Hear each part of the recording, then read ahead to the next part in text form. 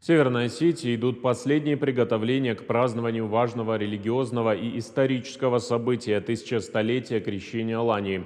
В рамках подготовки в республике восстанавливали и реставрировали храмы, церкви, святилища, а особым подарком православным верующим станет Библия, которую перевели на осетинский язык.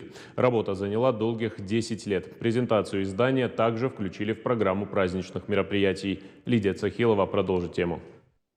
К историческому событию в республике готовились долго и основательно. Масштабно реставрируют объекты культурного наследия. Некоторым из них сотни лет. Зрукский храм построили в XI веке. До наших дней сохранилась лишь часть стены. Сейчас его воссоздают, применяют современные технологии. Работу должны завершить к концу года. Пантеону Осетинской церкви теперь ничего не угрожает. Несколько лет назад с западной стороны образовался оползень. В 2020-м начали ремонт и реставрацию подпорной стены. Восстановили Инузальскую часовню XIII-XIV веков. Над ней трудились лучшие специалисты страны. Впервые применяли научные методы. А еще 2 года назад, после 6 лет реконструкции, открыли архиерейскую резиденцию XIX века. В комплексе площадью больше 2500 квадратных метров храм святого князя Владимира, криптовый крестильный храм, епархиальное управление, древлехранилище, швейная мастерская и воскресная школа.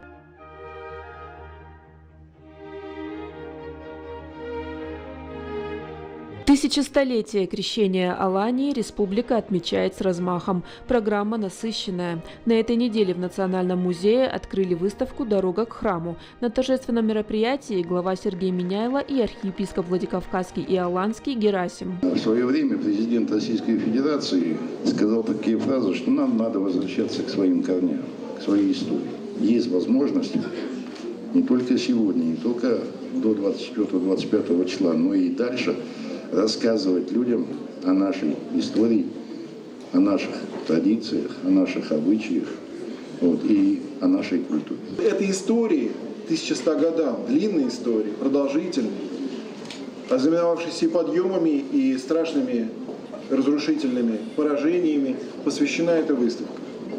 Я думаю, каждый из посетителей для себя что-то новое откроет. Потому что, да, мы, в общем-то, знаем историю нашей страны, знаем историю нашей республики, но всегда труд ученых, труд историков, труд археологов открывает нам какие-то новые страницы. Может быть, для нас неизвестные, может быть, которые коснутся особенным образом нашего сердца. Название выставки говорит само за себя. Здесь собрали богатую и древнюю историю православия Алании. Древние и современные храмы, даже те, которые не сохранились до наших дней. Уникальные археологические находки, нагрудные кресты, иконы, фрагменты росписи, надгробные плиты, старинные фотографии. Всего около 200 экспонатов. Нам помогли в создании этой выставки Музей древностей, Институт истории и археологии Республики Северная Осетия, Алания, Владикавказская, Аланская епархия предоставила нам материалы, художественный музей имени Туганова предоставил нам материалы.